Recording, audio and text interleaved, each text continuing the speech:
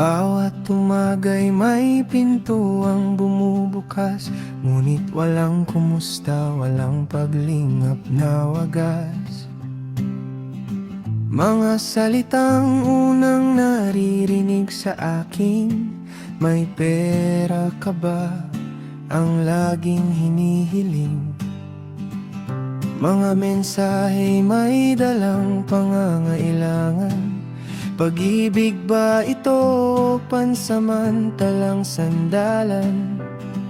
Habang ang puso'y tahimik na naghihintay, isang simpleng tanong ay hindi man lang ibinigay. Yayakap sana, ngunit laging may dahilan. Mamaya na ang paulit-ulit na tugunan. Ngiti sa labi, ngunit luha sa damdamin. Pag-ibig ko'y tila hangin lamang sa dilim. Hindi ba mahirap sabihin kumusta ka? Isang sandali lang sapat ng ligaya. Hindi lahat ng puso'y naghahanap ng yaman. May mga pusong nais lang maramdamang mahal. Kung respeto'y unti-unti nang nawawala, pagmamahal ay kusaring lumalaya. Dahil ang pusong marunong ding magmahal ay marunong ding magpaalam.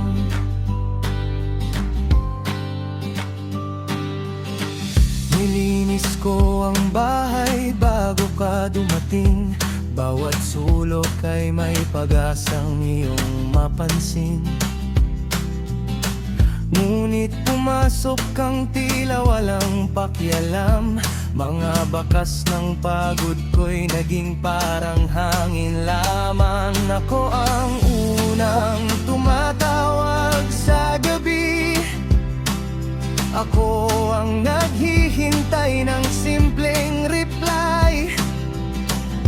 Isang araw minsan higit pang pagitan. Habang ako'y umaasang ikaw ay lilingon man lang. Hanggang dumating ang araw ng sigawan. Mga salitang tila punyalang sugatan. Balibad pa kang sugat na binitiwan. Dignidad ko'y niurakan sa harap ng pagmamahalan. Doon ko na lamang hindi sapat ang pag-ibig kung ang paggalang ay tuluyan ng napatid. Mas mabuting lumayo ng tahimik kaysa manatili sa pusong di marunong umibig.